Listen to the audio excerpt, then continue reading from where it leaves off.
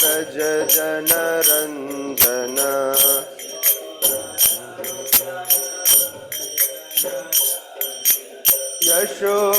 यशोदानन्दन व्रज जनरञ्जन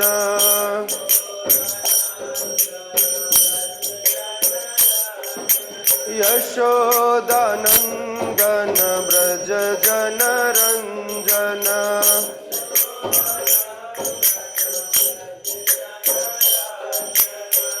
यमुना तेरा वनचारे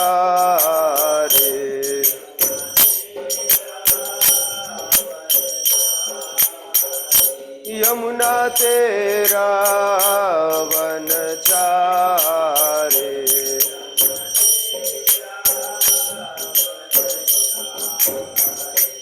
जय राधा माधव कुंज बिहारी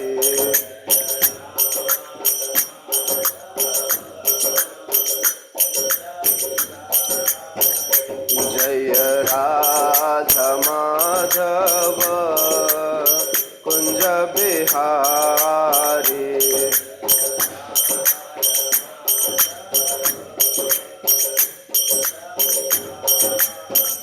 जय गोपी जनवल्लभ गिरिवरधारी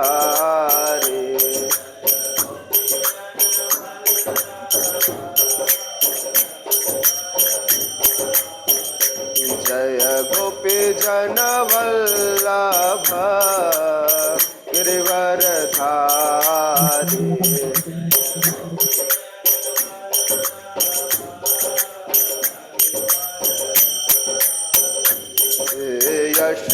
यशोदानन्दन व्रज जनरञ्जन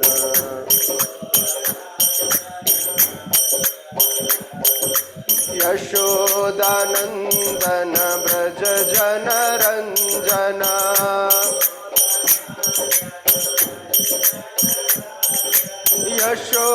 यशोदानन्दन व्रज जनरञ्जन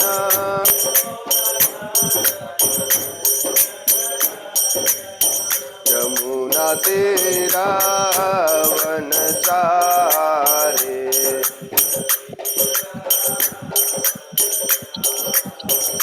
यमुना तेरा वनचारे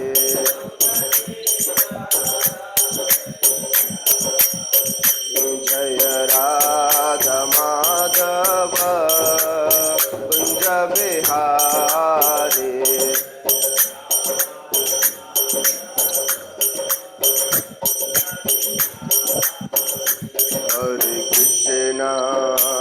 हरे कृष्णा कृष्णा कृष्णा हरे हरे हरे राम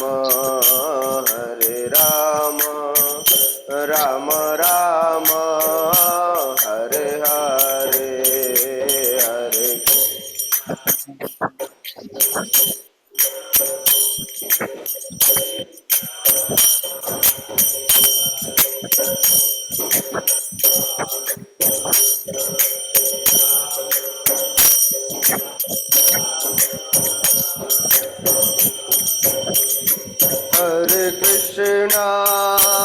हरे कृष्णा कृष्णा कृष्णा हरे हरे हरे राम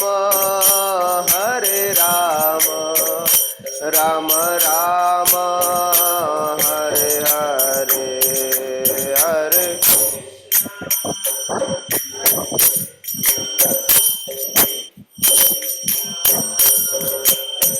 हरे हरे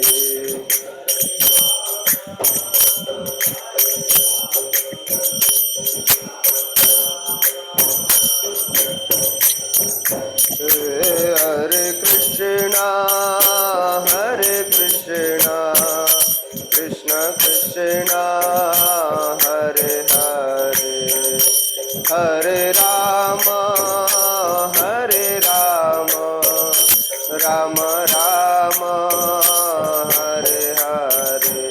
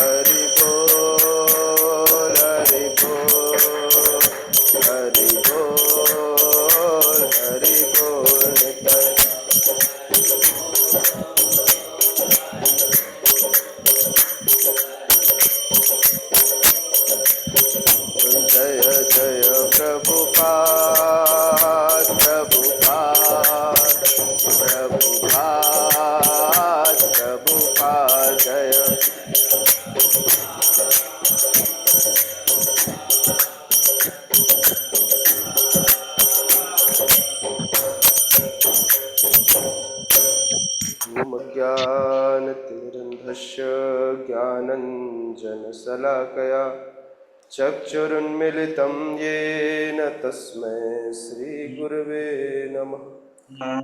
चैतन्यमनोभीष्टं स्थापितं येन भूतले स्वयं रूपः कदा मह्यं ददाति स्वपदान्तिकं।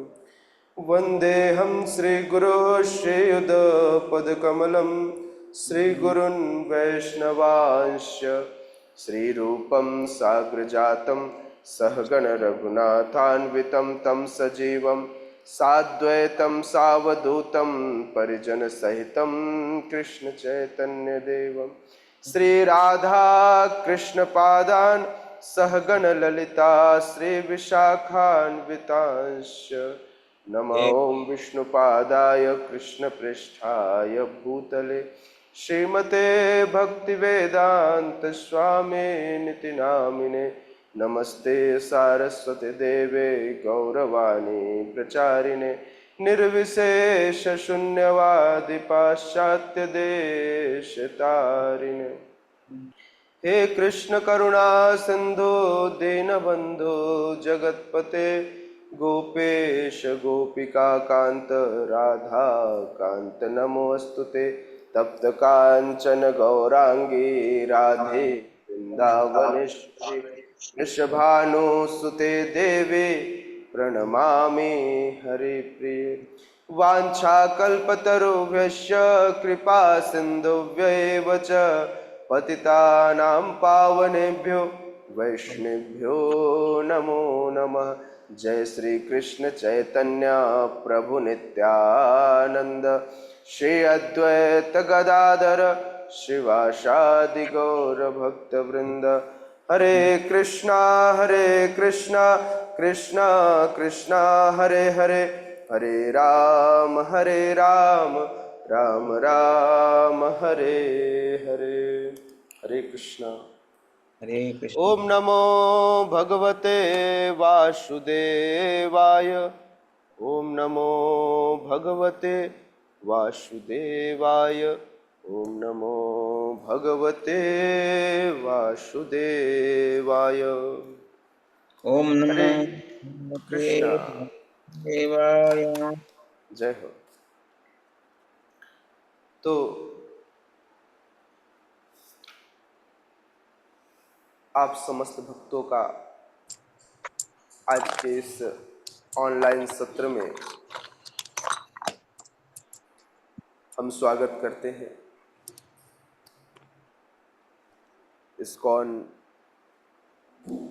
रायपुर से, इस्कॉन रायपुर के यह एक्सटेंशन सेंटर, इस्कॉन प्रचार केंद्र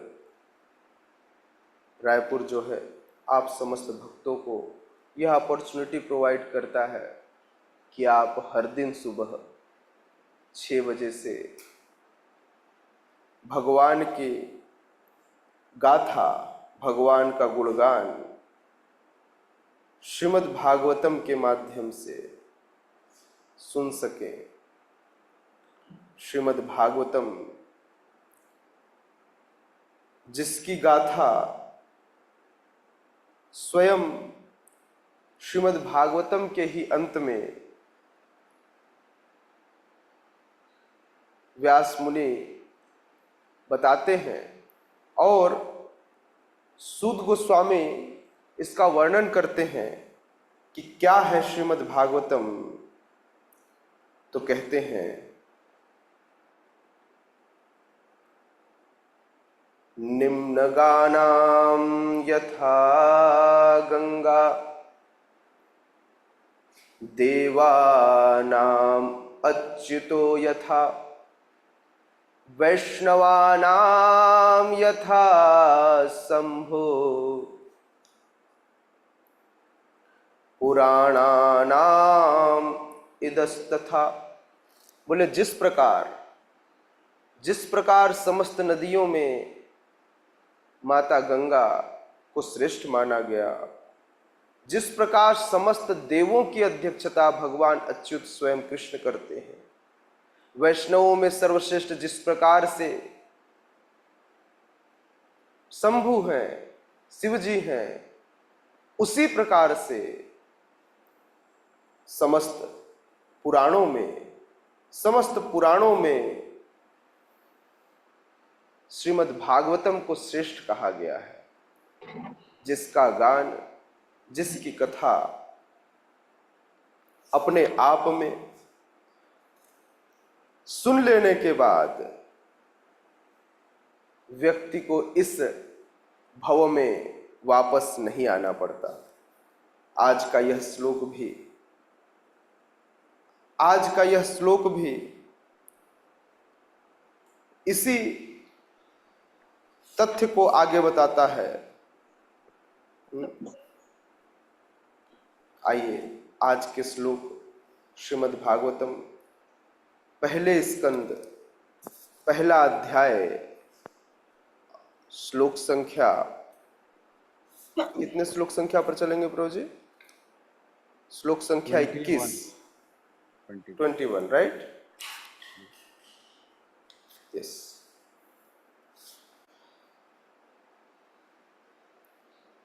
श्लोक संख्या 21 में आप सबों को पता है, हम यह सुबह की जो सत्र है, यह आप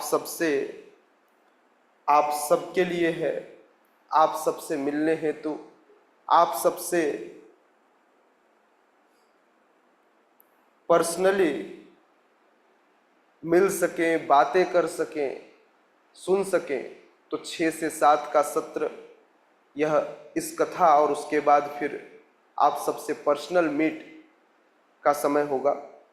तो पहले कथा और तत्पश्चात आप सबसे हम पर्सनल मीटिंग करेंगे, बातें करेंगे।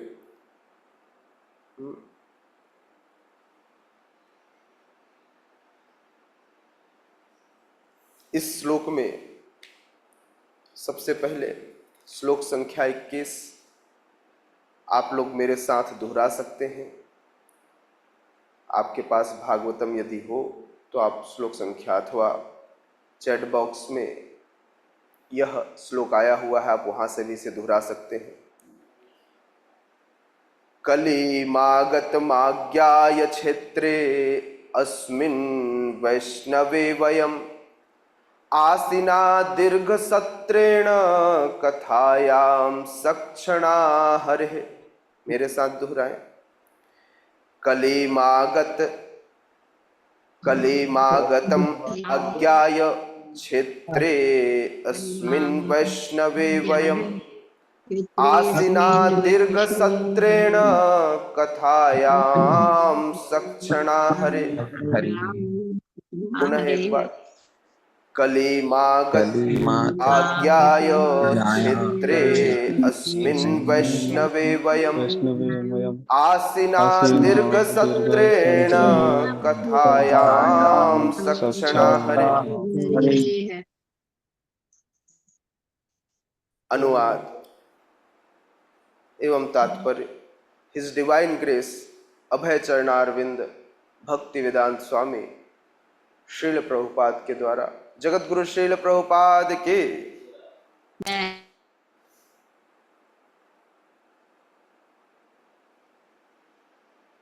यह भली भांति जानकर कि कलयुग का प्रारंभ हो चुका है, हम इस पवित्र स्थल में श्री भगवान का दिव्य संदेश विस्तार से सुनने हेतु तथा इस प्रकार यज्ञ संपन्न करने हेतु दीर्घ सत्र में एकत्र हुए हैं। कौन कह रहा है? यह तथ्य है जिस तथ्य को शौनक आदि ऋषि सूत गोस्वामी के सामने प्रस्तुत कर रहे हैं। यह उस समय का तथ्य है जब महाराज परीक्षित को सुखदेव गोस्वामी कथा सुनाकर जा चुके हैं और बारंबार इस कथा का श्रवण करने हेतु शौनक आदि ऋषिगण जिज्ञासा कर रहे हैं सूत गोस्वामी के सामने। तो सूत गोस्वामी कहते हैं, सूत गोस्वामी से शौनक आदि ऋषि कहते हैं, हे मुनिवर, वैसे तो भगवान श्री कृष्ण जैसे ही इस धराधाम से गए वैसे ही कलयुग का प्रारंभ हो गया था, किंतु महाराज परीक्षित की उपस्थिति में कलयुग ने अपनी क्षमता दिखाने का प्रयास नहीं किया। इस प्रकार से दो युग एक दूसरे के ऊपर ओवरलैप हो गए।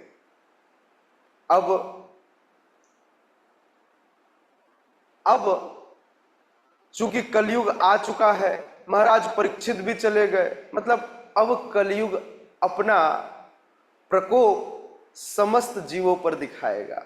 विशेषकर जीव तो वैसे ही होते हैं, विशेषकर मनुष्यों पर कलयुग का बड़ा प्रभाव होता है। तो कहते हैं कि हे मुनिवर, भली भांति हम यह जानते हैं कि कलयुग का प्रारंभ हो चुका है।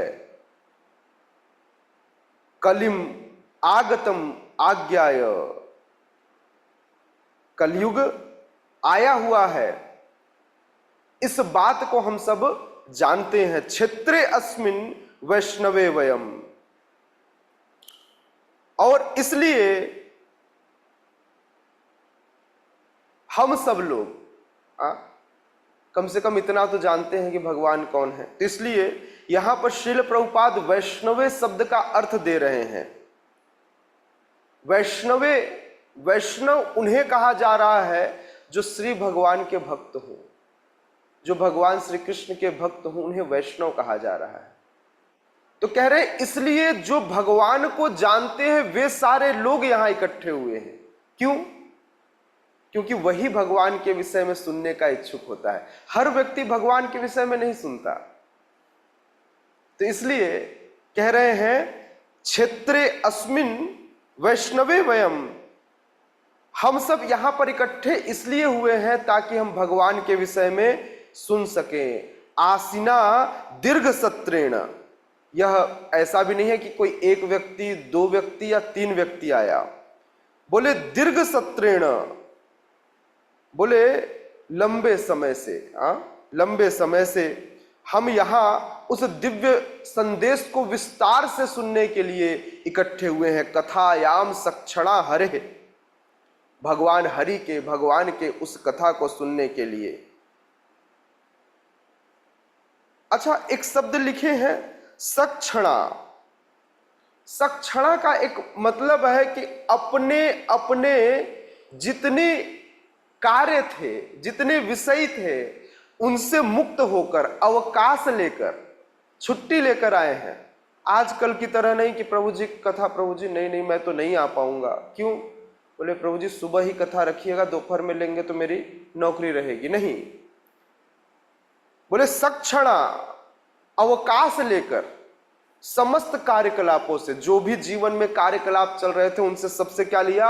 अवकाश लिया। और अवकाश लेकर के भगवान के इस कथा को सुनने, भगवान के विषय में चर्चा करने के लिए यहां भक्तगण, भक्तगण अर्थात वैष्णवे, जो भगवान को जानते हैं, वे सारे लोग इकट्ठे हुए। यह कथा श्रवण, कथा करना, इसे यज्ञ कहा गया।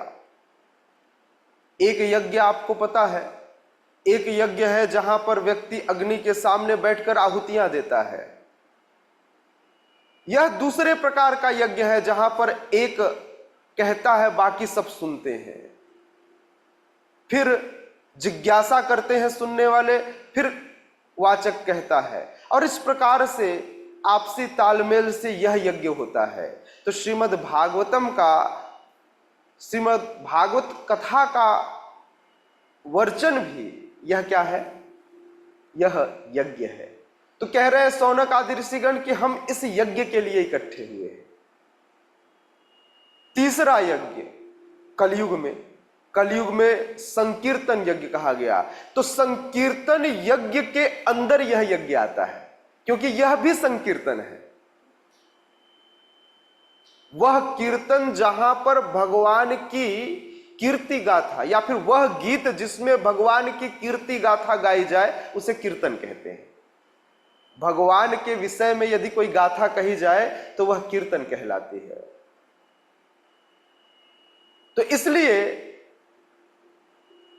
इसलिए यह संकीर्तन है, यह संकीर्तन यज्ञ है, जिस संकीर्तन यज्ञ में हम सब बैठकर भगवान के विषय में कहते हैं, सुनते हैं। और भगवान के विषय में कहना और सुनना ही कलयुग का यह विशेष यज्ञ है, जो कलयुग में व्यक्ति को भव से पार कर सकता है। यज्ञ संकीर्तन प्रायः यजंती ही सुमेध स, जो सुमेध होगा, जो बुद्धिमान होगा, वही इस यज्ञ में भाग लेवेगा। कोई भी दूसरा व्यक्ति इस यज्ञ में भाग नहीं लेता। मूर्खों के लिए यह यज्ञ नहीं है। यह यज्ञ किसके लिए है? बुद्धिमानों के लिए। इसलिए जो व्यक्ति बुद्धिमान होगा वह इस यज्ञ में भाग लेगा, वह इस यज्ञ में भाग लेगा। यजंती ही सुमेध सह, मेध भी नहीं, बुद्धिमान नहीं, अति बुद्धिमान, सुमेध। श्रील प्रभुपाद कहते हैं सतयुग, जिसे स्वर्ण युग कहा जाता है, अथवा त्रेता युग जिसे रजत युग, द्वापर युग अर्थात जिसे ताम्र युग कहा जाता है, ये सारे युग आत्म साक्षात्कार के लिए बड़े उपयुक्त बताए गए हैं। बड़ी आसानी से कोई व्यक्ति यह समझ सकता है कि मैं कौन हूं, भगवान कौन है। किंतु यह कलयुग आत्म साक्षात्कार के लिए तनिक भी उपयुक्त नहीं है। व्यक्ति ऐसे मोह में फंसा रहता है, व्यक्ति इस प्रकार से इस भव के जंजाल में फंसता है कि इस संसार का चक्रव्यूह जिसे दावानल कहा गया है, व्यक्ति उसमें जलता रहता है। काम, क्रोध, लोभ, मोह, मद, मत्सर्य व्यक्ति को हिलाकर रख देती है और व्यक्ति समझ ही नहीं पाता कि वह क्या करे। सतयुग में मनुष्यों की आयु बड़ी लंबी हुआ करती थी,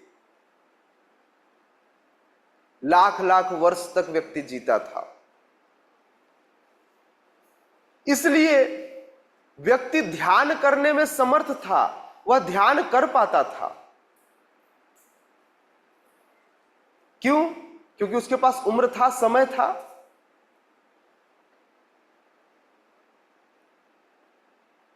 किंतु जैसे ही समय आगे बढ़ा, सतयुग से त्रेता युग आया, व्यक्ति की उम्र थोड़ी कम हो गई। कितनी कम? उसका 10वां हिस्सा। सतयुग का 10वां हिस्सा, 10,000 वर्ष। अब 10,000 वर्षों में, क्योंकि ध्यान तो बड़ा लंबा समय लेता है आत्म साक्षात्कार हेतु, तो ध्यान को हटाकर विधि बदल दी गई और अगली विधि आई जहां पर व्यक्ति यज्ञों का अनुष्ठान करता है। अनेक यज्ञों का अनुष्ठान कर आत्म साक्षात्कार किया जाने लगा और आत्म साक्षात्कार के लिए यह समय उपयुक्त था। युग आगे बढ़ा और फिर से मनुष्यों की आयु, फिर से उसका 10वां हिस्सा कितनी हो गई? 1,000 वर्ष। अब 1,000 वर्ष तक यह द्वापर की समय थी जहां पर भगवान की पूजा अर्चन कर आत्म साक्षात्कार की विधि की संस्तुति की गई। किंतु यह कलयुग जहां पर अधिकाधिक उम्र ही 100 वर्ष है।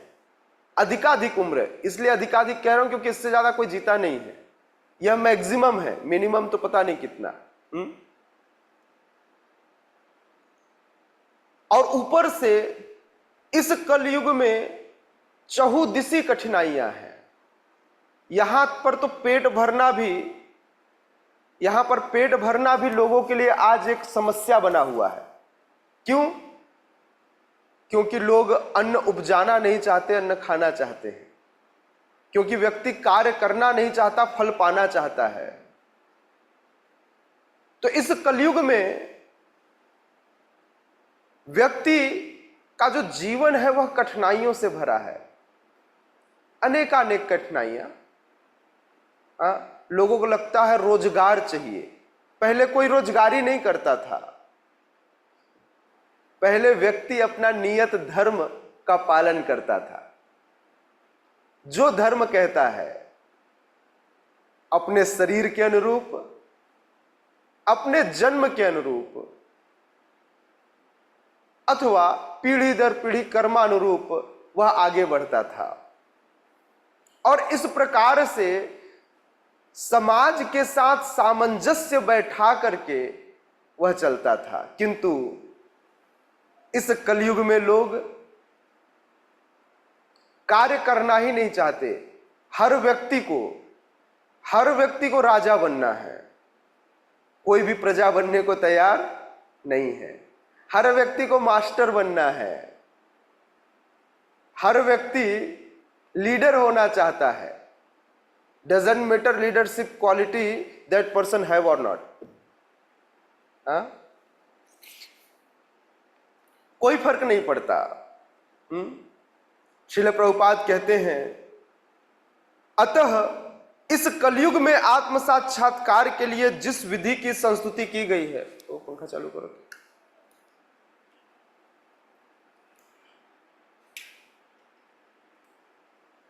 कलयुग में जिस विधि की संस्तुति की गई है वह संस्तुति है भगवान के पवित्र नाम का जप, भगवान के लीलाओं का श्रवण और कीर्तन, सुनना और गाना।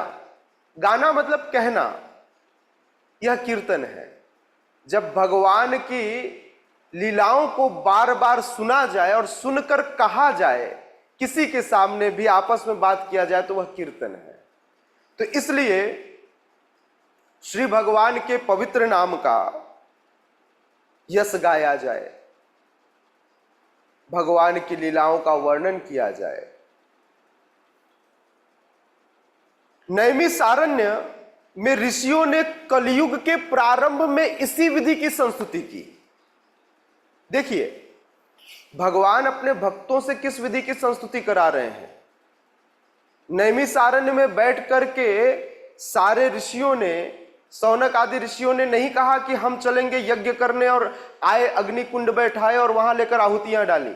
नहीं, बोले कलयुग के लिए जिस विधि की संस्तुति की गई है वही उसी विधि का पालन करते हैं।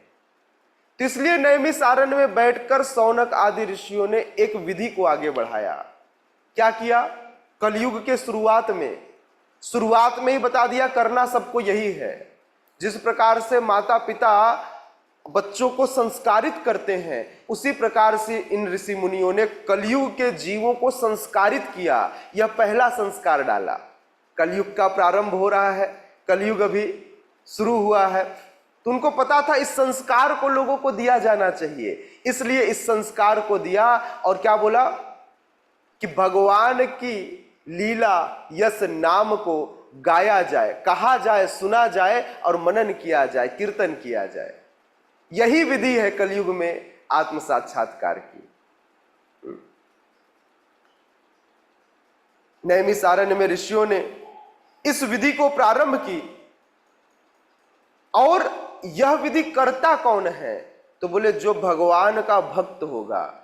यह विधि भगवत भक्तों के लिए है, क्योंकि और किसी को, और कोई व्यक्ति पचा ही नहीं पाएगा भगवान के। अगर कोई बोले भगवान महान है तो बोले अच्छा, भगवान मेरे लिए क्या करते हैं, वह यह बात मानता ही नहीं है कि यह पूरा सृष्टि भगवान की अध्यक्षता में चलता है। उसे लगता है सब कुछ मैं कर रहा हूं।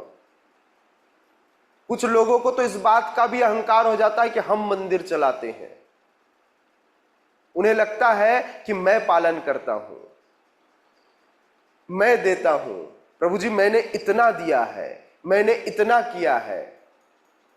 सोचिए, कभी भगवान आ जाए आपके सामने और भगवान गिनाने लगे कि मैंने तुम्हें क्या क्या दिया है, तो आपके पास क्या बचेगा?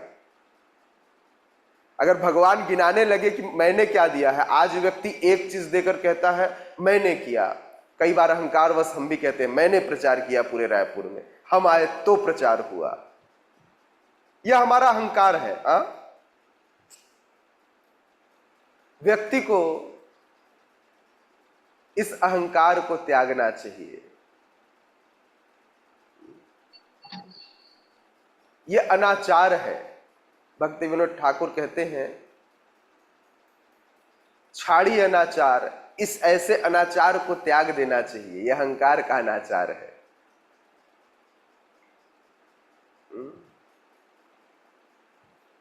व्यक्ति समझ ही नहीं पाता,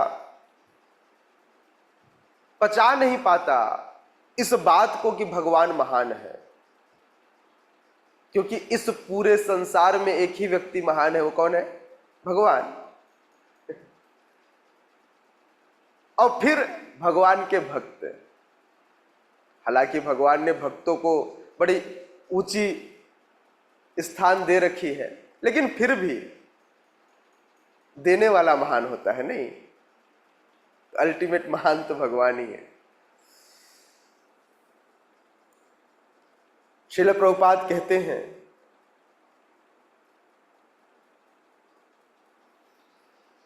कि शौनक आदि ऋषियों ने, मैंने कहा ना यह कलयुग और द्वापर युग का मिश्रित काल चल रहा था, इसलिए शौनक आदि ऋषियों ने अपने आप को 1000 वर्षों तक, कितने वर्षों तक?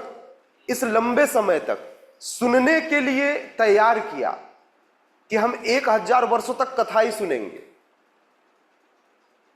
तो फिर एक प्रश्न उठता है कि परीक्षित महाराज तो 7 दिन में सुनाकर चले गए, अब सूत गोस्वामी 1000 वर्षों तक क्या सुनाएंगे? क्योंकि सुनाना तो गुरु परंपरा में है, तो इसलिए कथाओं का रिपीटेशन होता है। बारंबार बारंबार बारंबार श्रीमद् भागवतम एक बार शुरू होती है, विश्राम होता है, पुनः शुरू होती है, पुनः विश्राम होता है, और इस प्रकार से कथाओं का चक्र चलता रहता है। यह तो श्रीमद् भागवतम पुराण की कथा हो गई। फिर भागवत कथा अर्थात भगवान के विषय में जो भी कथा की जाए वह भगवत कथा है। यदि भगवान की कहीं पर सेवा चल रही है, उस सेवाओं का गुणगान किया जाए तो वह भी भागवत है। भगवत विषयक ज्ञान, यह है भागवत। इसलिए 2 तरह के भागवतों का वर्णन श्रील प्रभुपाद अपने तात्पर्य में करते हैं। पहला भागवत जिसे शास्त्र भागवत कहा गया, और दूसरा भागवत जो भगवान के भक्त हैं, जो भगवान की सेवाओं में लगे रहते हैं, उन्हें भी भागवत कहा गया। इन ऋषियों के उदाहरण से हमें यह सीखना चाहिए कि नियमित रूप से नष्ट प्रायेषु अभद्रेषु नित्यम भागवत सेवया, नियमित रूप से इस भागवत का सेवन करना चाहिए, इस भागवत को सुनना चाहिए, पढ़ना चाहिए। तभी आपके जीवन से समस्त प्रकार के कलमशों को नष्ट करके यह आत्म साक्षात्कार की ओर आपको आगे बढ़ाएगा। नष्ट प्रायेषु अभद्रेषु नित्यम भागवत सेवया, क्योंकि इस कलयुग में कोई दूसरी विधि नहीं है आत्म साक्षात्कार की। कोई कितना भी ध्यान कर ले। कई बार लोग प्रश्न करते हैं, प्रभु जी भगवत गीता में तो ध्यान योग भी बताया गया है, आप लोग ध्यान योग को खारिज कर देते हैं। लेकिन भगवान उसी भगवत गीता में बताते हैं कि ध्यान योग इस समय का नहीं है, और खारिज करके भक्ति योग की स्थापना करते हैं।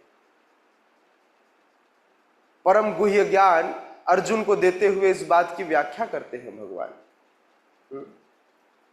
इसलिए चैतन्य महाप्रभु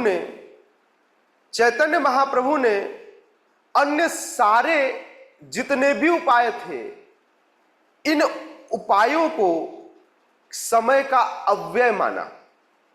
बोले यह समय को नष्ट करने जैसा है, आप कुछ भी कर लो, कितना भी बैठकर आप निराकार ब्रह्म की उपासना कर लो, इस कलयुग में उसका कोई परिणाम नहीं निकलेगा।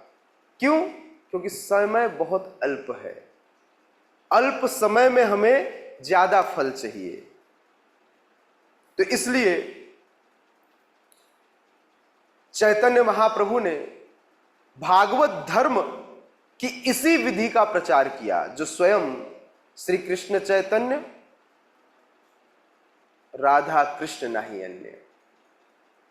ये कोई और नहीं है, स्वयं भगवान है, और भगवान आकर के स्वयं इस कलयुग में एक विधि की संस्तुति करके जा रहे हैं। इसलिए उन्होंने भारत भूमि पे जन्म लेने वालों के लिए यह दायित्व दिया भारत भूमि ते हैल मनुष्य जन्म यार, जन्म सार्थक करे कर परोपकार। और सभी को कहा कि मोर आज्ञा गुरु हैया, मेरी आज्ञा है कि सब गुरु बन जाइए। श्रील प्रभुपाद लिखते हैं, श्रील प्रभुपाद कहते हैं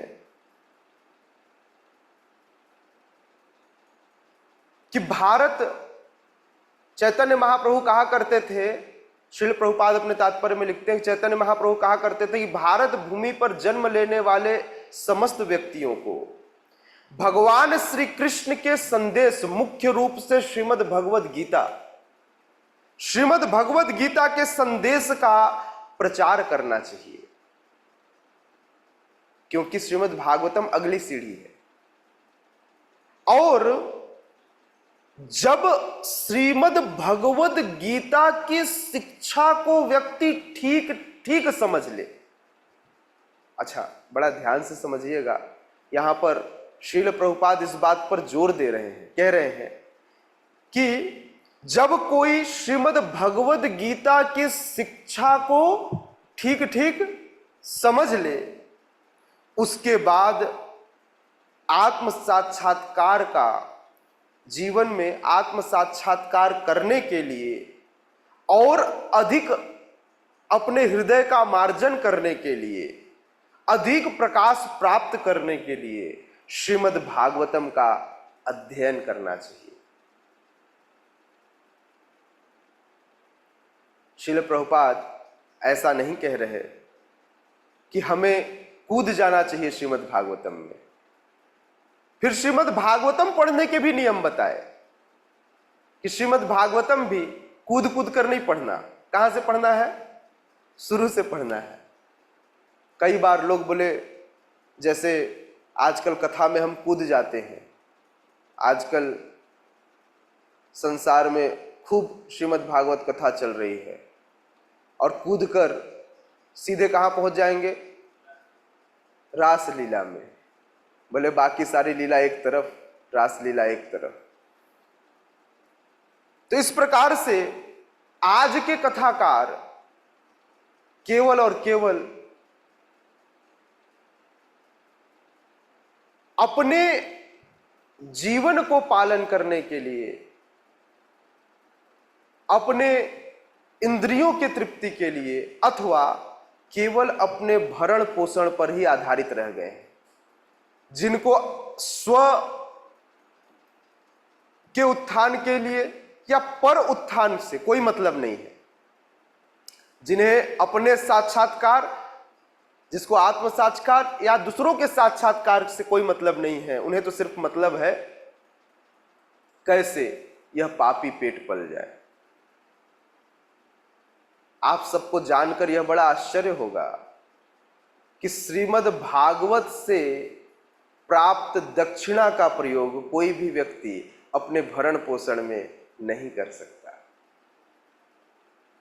श्रीमद् भागवत से, इसलिए आपने सुना होगा कि पहले बड़े बड़े यज्ञ होते थे, तो राजा, जब राजसूय यज्ञ होता था, अश्वमेध यज्ञ होता था, तो राजा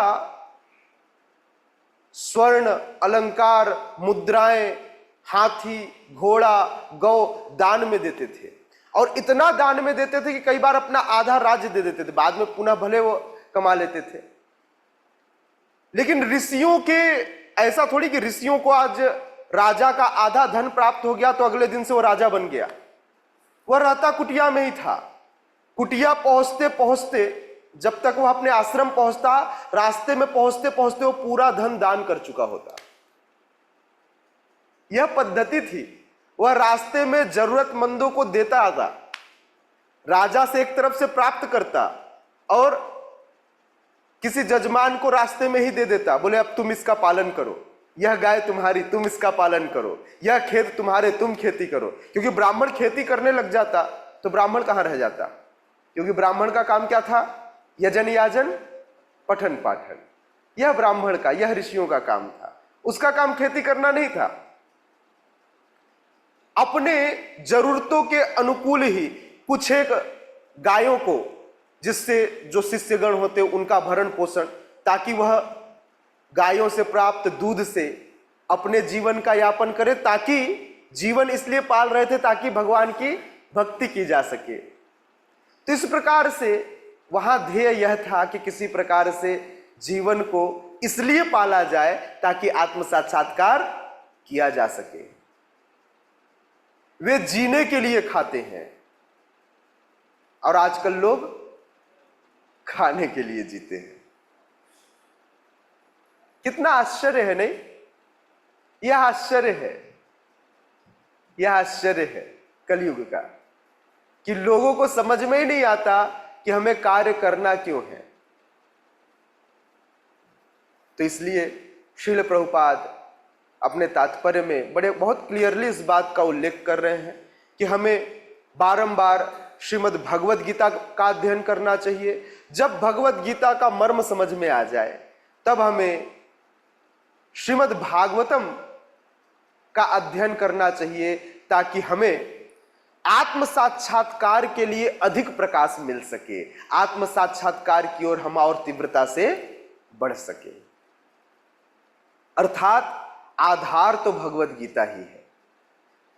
आधार मजबूत होगी तो उस पर श्रीमद् भागवतम का जब सुंदर महल तैयार किया जाएगा तो वह बड़ा मजबूत होगा।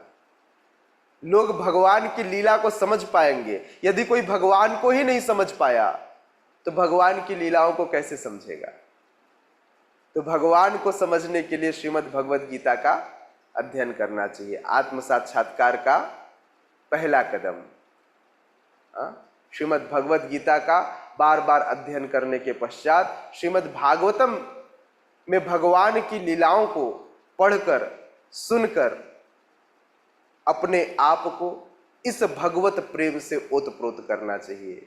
श्रीमद् भागवतम महापुराण की, जगत गुरु श्रील प्रभुपाद की। यस, अब किसी का कोई प्रश्न है तो प्रश्न ले लेंगे। प्रश्न आपका? जी।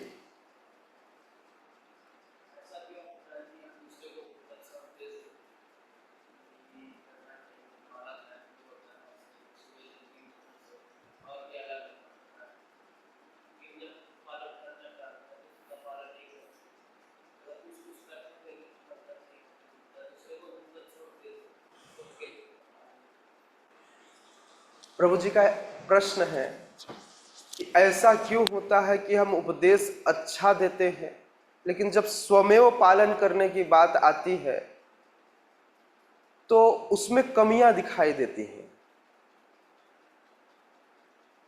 मैं बार बार एक बात कहता हूं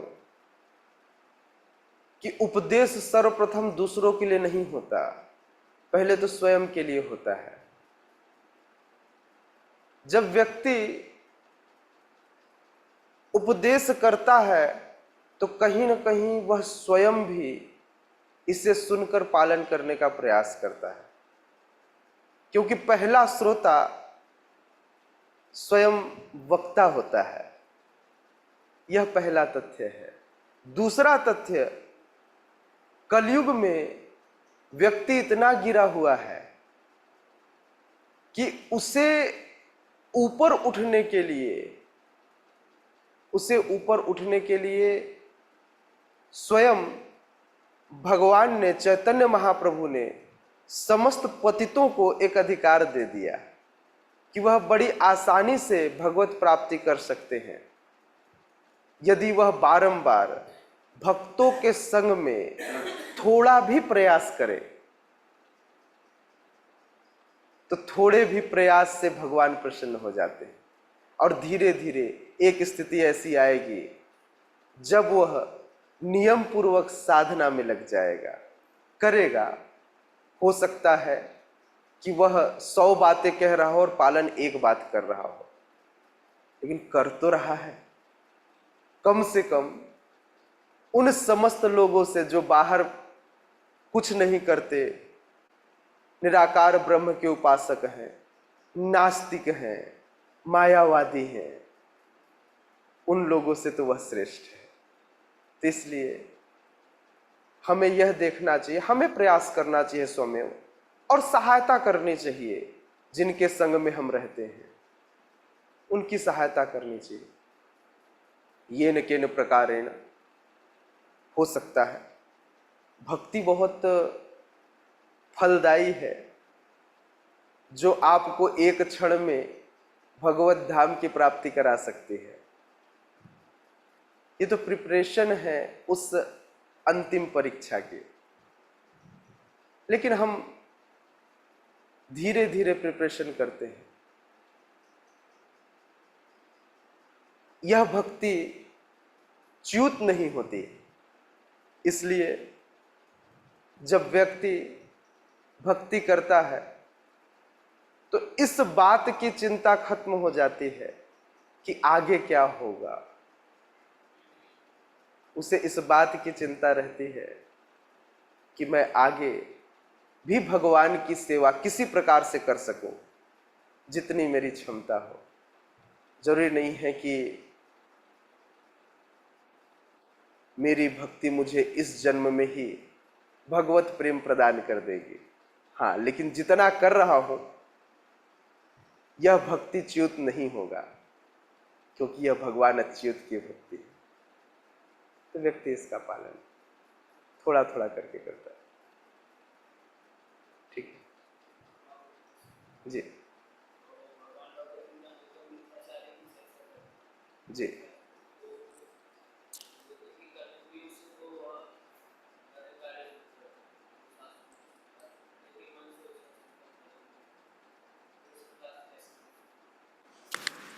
श्रीमद् भगवद गीता में भगवान कहते हैं ऐसे मिथ्याचारियों के बारे में कि वह बाहर से दिखावा तो करता है लेकिन अंदर से उसका चिंतन करते रहता है। ऐसे व्यक्ति का उद्धार कैसे होगा?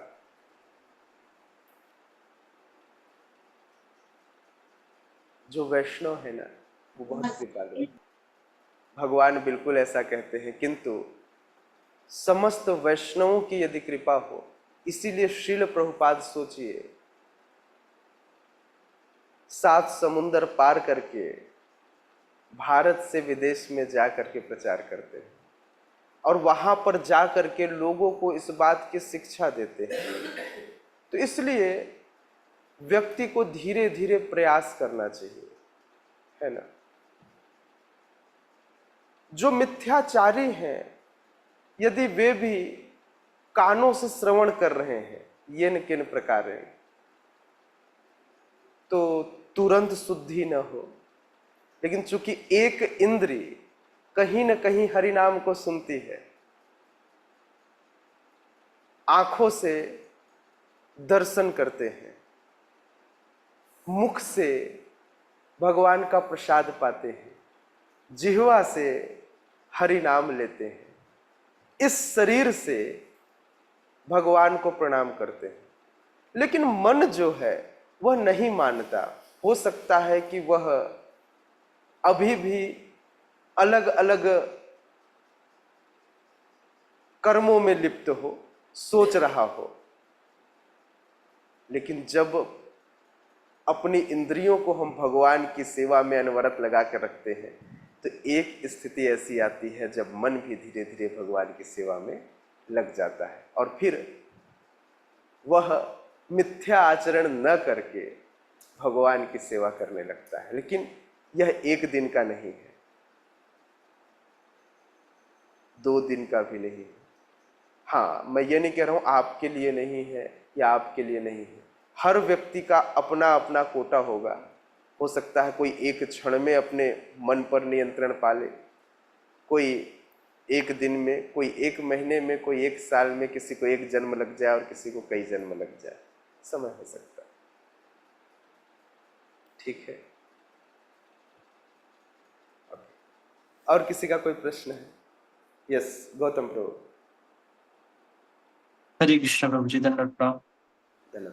प्रभु जी, जैसे यहाँ पे लिखा है कि हमें जब श्रीमद् भगवत गीता का मर्म मतलब सार समझ में आ जाए तो हमें भागवतम को पढ़ना चाहिए।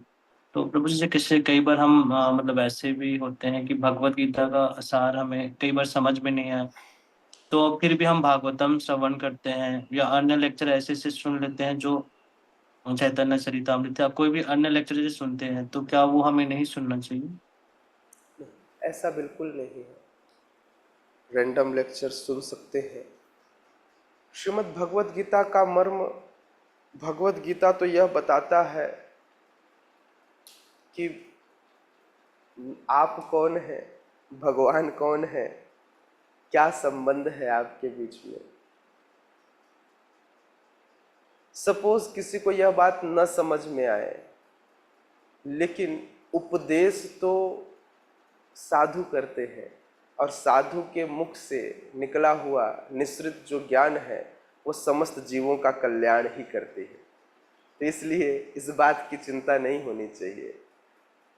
जब अध्ययन करने की यदि आपको मौका मिले पढ़ने का, तो सर्वप्रथम श्रीमद् भगवत गीता का अध्ययन करना चाहिए, तत्पश्चात श्रीमद् भागवतम का अध्ययन करना चाहिए।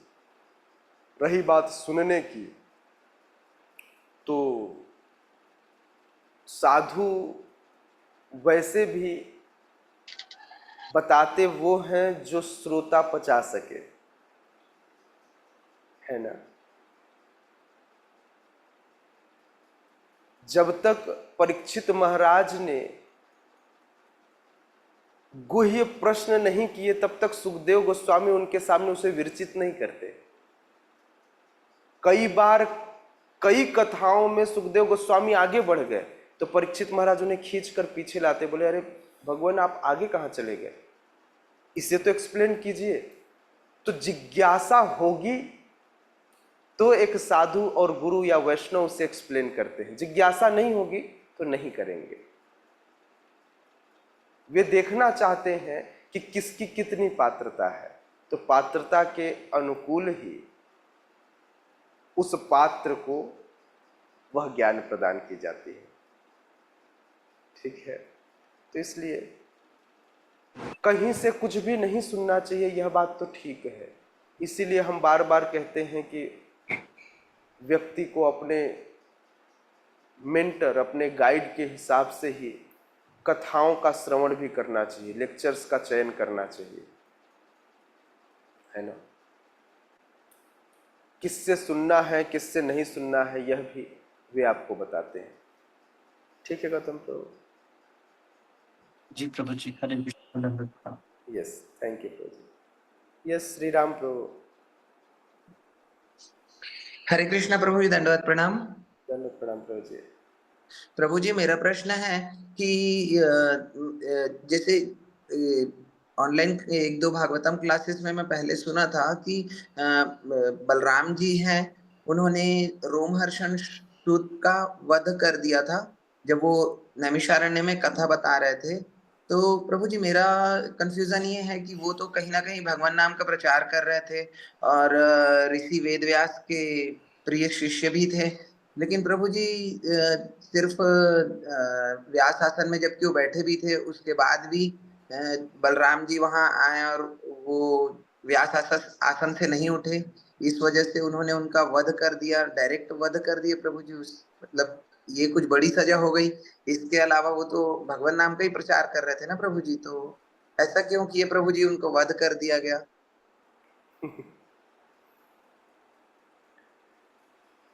बलराम जी भगवान के पहले विस्तार हैं। अब सोचिए, कोई किसी का प्रचार कर रहा हो और वही आए तो उसी को भूल जाए, ये बिल्कुल हम जीवों की तरह है। भगवान का खाते हैं और भगवान का गुण नहीं गाते। वो शायद गुण गा रहे थे तो परोक्ष रूप से गा रहे हो, क्योंकि स्वयं भगवान आए थे ना, स्वयं भगवान आए थे। जिन भगवान की आप उपासना कर रहे हो, जिन भगवान की आप गाथा गा रहे हो, आप उन्हीं की अवहेलना कर रहे हो, यह तो ठीक नहीं है ना। यह जानना चाहिए कि बलराम जी कौन है ना। बलराम जी स्वयं भगवान के पहले विस्तार हैं और वध कर भी दिया तो क्या फर्क पड़ा उससे। भगवान जब जिसको चाहते हैं इस धराधाम पे ले आते हैं, तो पुनः बलराम जी ने उसका उपचार भी किया ना। लोगों को यह शिक्षा मिलनी चाहिए कि व्यास आसन पे बैठ करके अपने आप को भगवान न समझ ले। ठीक है, जी प्रभु। कोई बड़ी सजा नहीं है। भगवान के हाथों मरना भी हो सकता है, भगवान वैसे ही किसी को मोक्ष देना चाहे। ओके, जी प्रभु। ठीक, हरे कृष्ण। हरे कृष्ण। यस, रघुनाथ जी को हरे कृष्ण प्रभु जी, दंडवत प्रणाम। प्रभु जी। प्रभु जी, अभी 2 दिन पहले क्लास में एक प्रश्न उठा था माधवाचार्य प्रभु जी के पास कि ब्रह्म विमोचन लीला के बारे में, कि माधवाचार्य प्रभु जी, मैं बोलूंगा कि एक प्रश्न को आप प्रभु जी के सामने प्रस्तुत करें अच्छे से, ताकि सभी का संशय इस विषय में दूर हो सके। हरे कृष्ण। जी तो प्रभु जी, एक प्रश्न आया था कि ब्रह्म विमोहन लीला जब हुई थी और एक और लीला हुई जिसमें कृष्ण जी के सामने अनेक अनेक ब्रह्मा जी आ गए। जी, तो एक कथा में जो है मैंने सुना कि जो द्वारकापुरी में हुआ था ये, जब ब्रह्मा जी गए थे अपना, मैंने एक गुरु आचार्य के वीडियो से सुना था कि वो द्वारकापुरी गए थे ब्रह्मा जी, तो उनको रोका गया पहले द्वारपाल द्वारा, फिर वो अंदर गए, फिर ये लीला हुई, भगवान ने सारे ब्रह्मा को बुलाया उनका जो है अभिमान को नष्ट करने के लिए। और कई कई कथाओं में हम सुनते हैं कि ब्रह्मा जी जब ब्रह्म विमोहन लीला हुई थी, जब कृष्ण के बाल ग्वालों को उन्होंने चुरा लिया था, तब वो आए थे माफी मांगने के लिए, तब उनका मान भान करने के लिए कृष्ण ने बहुत सारे ब्रह्मा को बुलाया था। तो ये प्रश्न उठा था कि ये दोनों में से सही क्या है, कब जो है वो ब्रह्मा जी का ये बहुत सारे ब्रह्मा जी को बुलाया गया था और उनका मान जो है खराब, मतलब तोड़ा गया था कृष्ण के द्वारा। तो ये एक संशय उठा था। तो दोनों कहीं कहीं ना कहीं प्रमाणिक गुरुओं से दोनों बात हमने सुनी है, इसलिए ये मैंने तो क्लियर नहीं किया, मैंने कहा ये मेरे को नहीं मालूम, मैंने दोनों सुना है, ये भी सुना है ये भी सुना है, इसलिए मैंने तो बताया कि भाई हरि अनंत, हरि कथा अनंता, उसका कोई जो है क्लैरिटी नहीं, बाकी आप आगे उसमें जो है प्रकाश डालें और इनका जो है कंफ्यूजन दूर करें। अगर दोनों कथाएं सुनी हैं तो इसका मतलब ये है कि दोनों ही कथाएं सत्य हैं, इसमें कोई संदेह नहीं है। सत्य एक है कि ब्रह्मा जी का मोह भंग हुआ। अलग अलग कल्पों में अलग अलग कथाएं हैं। ब्रह्मा जी हर कल्प में मोहित होते हैं और हर कल्प में उनके मोह को भगवान भंग करते हैं। कभी ब्रह्मा जी जब ब्रह्म विमोहन लिया, अर्थात जब बछड़ों को चुरा लेते हैं, ग्वाल बालों को चुरा कर ले जाते हैं, तब यह लीला करते हैं। अथवा कई बार किसी कारण से द्वारिका में बुलाते हैं, तब लीला करते हैं। और ये सिर्फ ये 2 जगह ही नहीं, ऐसे हजारों जगह, अगर अलग अलग कल्पों की कथा आएगी अलग अलग आचार्यों के द्वारा, तो ऐसे हजारों जगह होंगे जहाँ पर यह लीला हुई होगी। तो उसके लिए कोई समय निर्धारित नहीं है या फिर कोई क्षेत्र निर्धारित नहीं है कि भगवान यहाँ पर उनका मोह भंग करेंगे। तो इसलिए अलग अलग कल्पों में अलग अलग स्थानों पर भगवान जो है ब्रह्मा जी का मोह भंग करते हैं। और ब्रह्मा जी का मोह भंग नहीं, हमारा मोह भंग करते हैं। ब्रह्मा जी भगवान के पहले पुत्र हैं। ब्रह्मा जी को संशय से ज़्यादा हमको ज़्यादा संशय रहती है ना। तो इसलिए कोई फर्क नहीं पड़ता। द्वारिका में भी भगवान ने ब्रह्म विमोहन लीला किया, ब्रह्मा जी का मोह भंग किया। और भगवान जब 6 वर्ष से 7 वर्ष के हुए, तो 7वें वर्ष में जब ग्वाल बाल को ब्रह्मा जी वापस लेकर आए, तो देखा कि खूब सारे ब्रह्मा है। वह भी तथ्य सही है। तो दोनों ही ब्रह्म विमोहन लीला है। श्रीमद् भागवतम में जो वर्णन आता है ब्रह्म विमोहन लीला का, वह इसी 6-7 वर्ष का आता है। किंतु द्वारिकापुरी में भी ब्रह्म विमोहन लीला हुई, इसका वर्णन भी अनेक पुराणों में मिलता है। ठीक है, यस। और किसी का कोई प्रश्न है?